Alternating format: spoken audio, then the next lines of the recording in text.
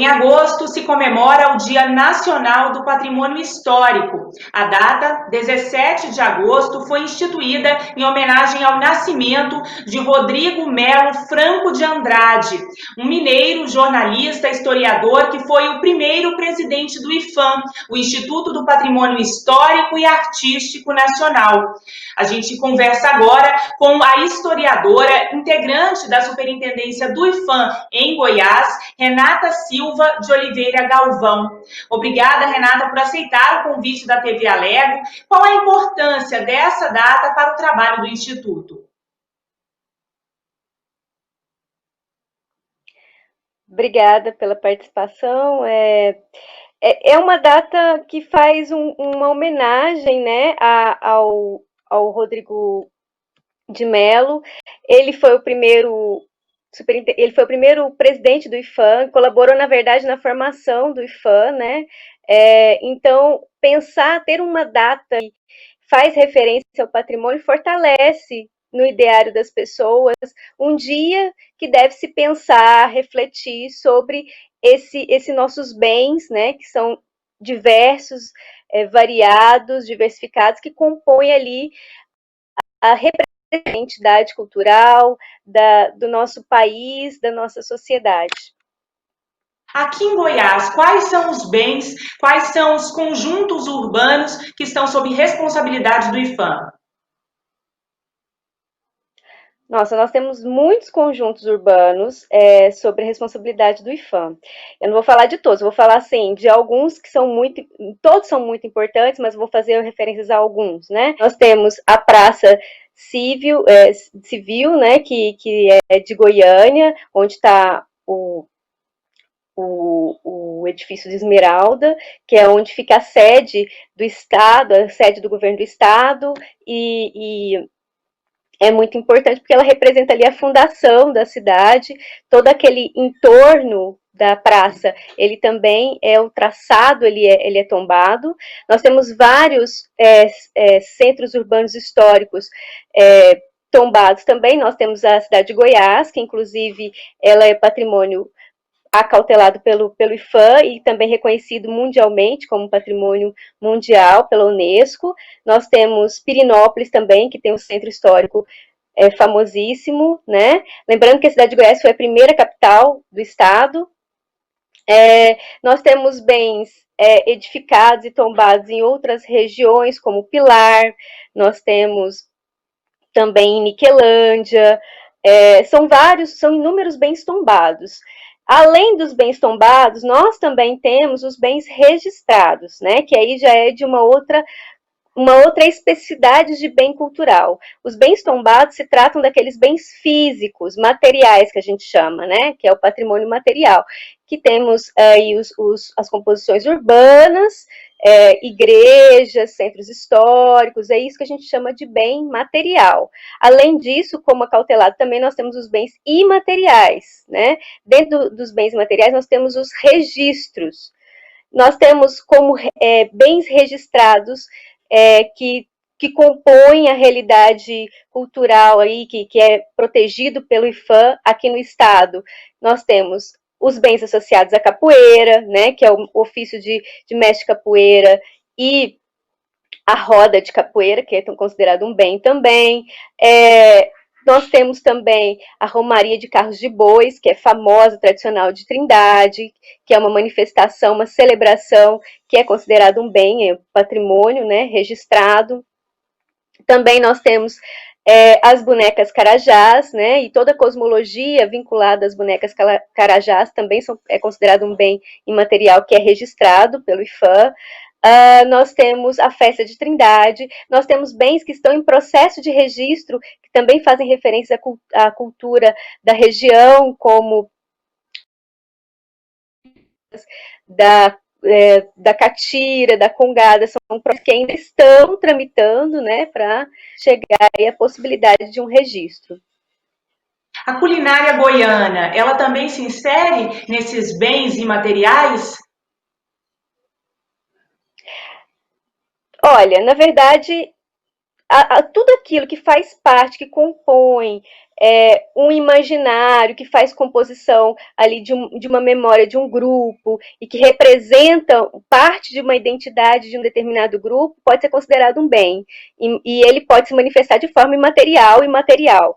Agora, nem todos esses bens são acautelados, ou seja, estão registrados ou tombados, né? A culinária, ela pode ser considerada um bem que no momento ainda não temos nenhum desses bens da culinária que esteja em processo de registro ou registrado na região de Goiás. Mas, como a exemplo de outras regiões, como, por exemplo, Minas Gerais, o queijo, é uma coisa que se o detentor, né, se aquela pessoa que pratica aquele bem, que aquele grupo vê importância naquilo e acha que o registro seria um meio de garantir a continuidade daquele bem e solicitar o registro, nós vamos dar andamento a um processo de instrução para verificar a possibilidade desse registro. Mas, no momento, ainda não temos no estado de Goiás. A senhora comentou a questão da Romaria de Carlos de Boi e também da Festa do Divino.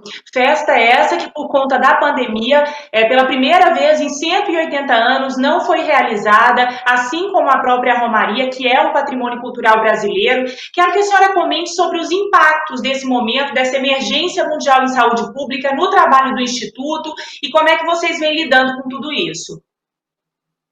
Pois então, é uma realidade completamente atípica, né, e extremamente complexa. A gente tem tentado manter um contato com os detentores de forma virtual, mas efetivamente você ter um hiato na manifestação é muito ruim, principalmente para o detentor, né, que tem aquilo como algo que é parte constitutiva da construção da vida dele, da forma dele se expressar, da forma dele entender aquela realidade e vivenciar aquela realidade. Então, é óbvio que isso trouxe um impacto para esses detentores. No caso específico da festa do Divino Espírito Santo de Pirinópolis, eles tentaram arrumar meios e mecanismos virtuais de manter de modo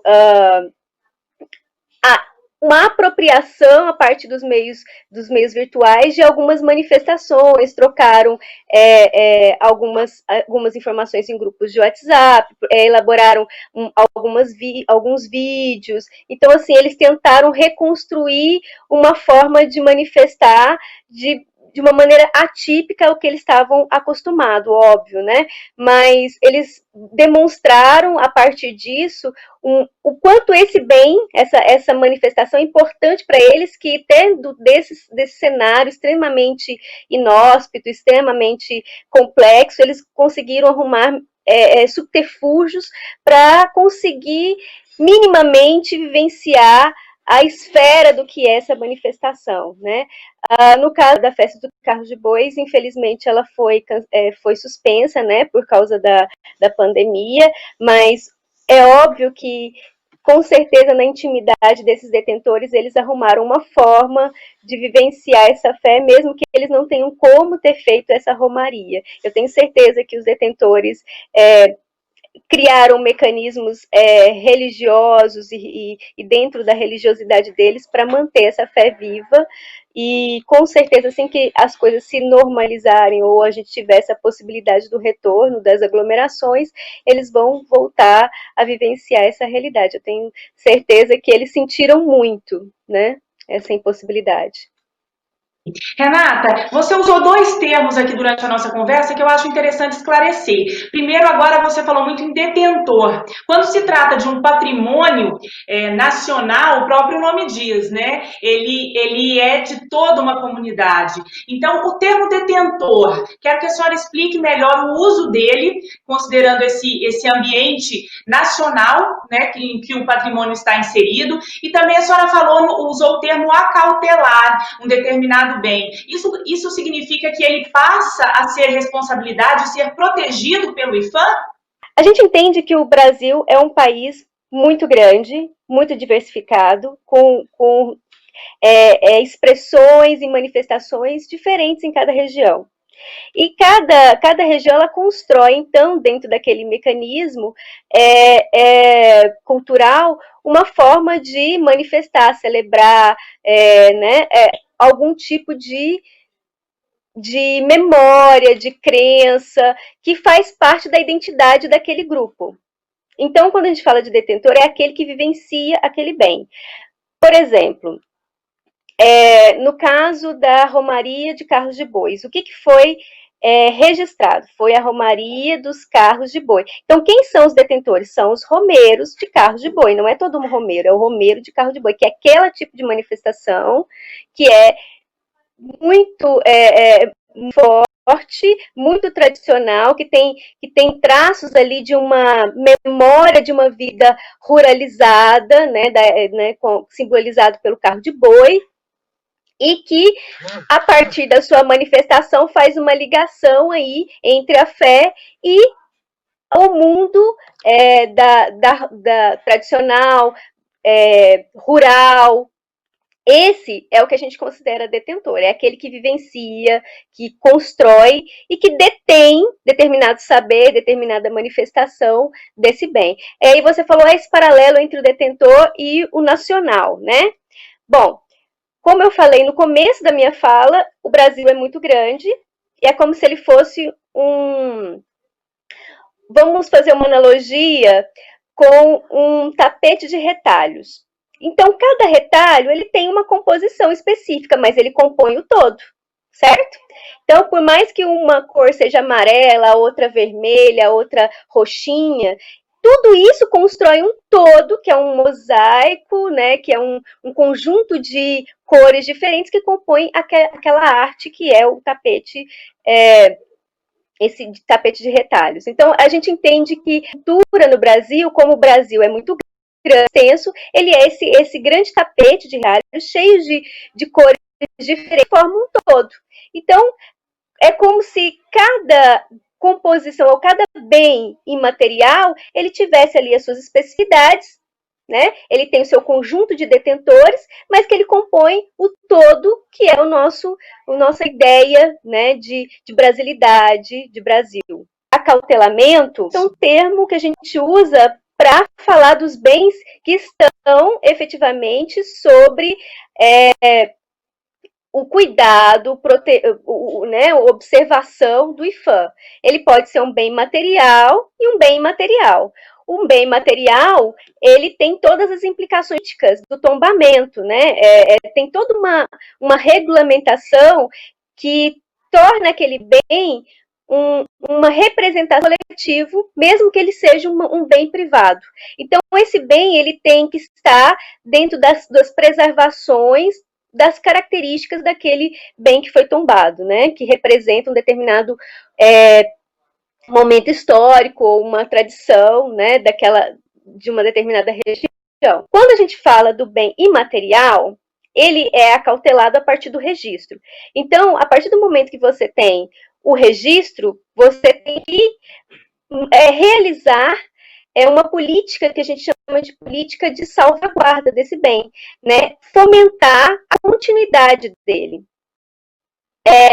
Mas o bem, ele não é do IFAM, ele continua sendo do detentor. Tanto que o registro, ele não é uma coisa definitiva. O registro, ele tem uma vigência de 10 anos. E a gente vai acompanhando esse bem, essa continuidade. Como é o bem material, ele é muito dinâmico, ele é muito versátil e ele é muito móvel, né, mutável. Pode ser chegar num momento em que os detentores falem, não, isso não faz mais parte da nossa cultura, a gente não quer mais fazer isso. E aí, então, ele deixa de ser registro, ele vai ficar só no memorial do IFAM.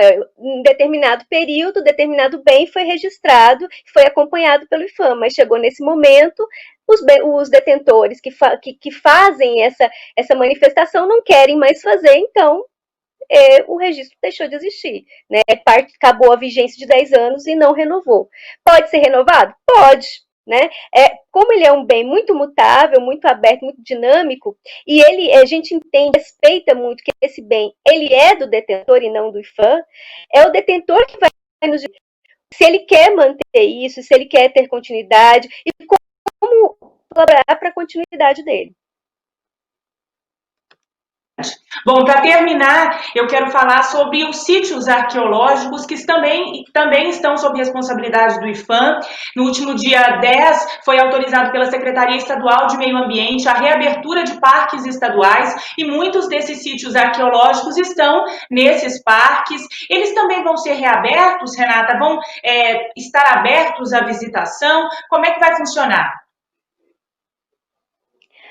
Olha, a questão dos sítios arqueológicos, eles são uma questão muito complexa, porque, assim, a legislação fala que todo bem arqueológico, todo bem, ele é protegido automaticamente pelo Estado, né? E esse bem, ele é acompanhado e administrado, gerido, né? Vamos dizer assim, uma gestão do IPHAN, sobre a gestão do IPHAN, né? Então, por isso que tem um setor do IPHAN só responsável pela arqueologia, né? E a arqueologia ela é uma realidade que ela não está só nos parques públicos, né? Nós vamos ter sítios arqueológicos em outros setores também, como, por exemplo, os setores privados, que está sendo acompanhado a todo momento. Por exemplo, qualquer processo de fazer um empreendimento precisa passar pelo licenciamento ambiental e das avaliações muito importante dentro do processo de licenciamento que passa pelo IPHAN é referente à arqueologia. Agora, sobre as visitações, a gente ainda não tem uma definição de como isso vai ficar, a gente ainda está organizando. Então, assim, eu prefiro não dar uma data, um posicionamento sobre isso, mesmo porque não é o setor que eu trabalho com patrimônio imaterial. Então, assim, esses prazos, esses detalhes, eu não sei, eu não quero informar nada que eu não tenha certeza. Mas acredito que se tiver abertura das reservas, né, dos parques, e se tiver algum bem dentro desse parque sobre administração, ele vai ficar aberto à visitação dentro dos parâmetros que o parque tiver, né? Ok, Renata, eu agradeço muito a sua participação. Obrigada pelos esclarecimentos, parabéns pelo trabalho e até a próxima. Obrigada.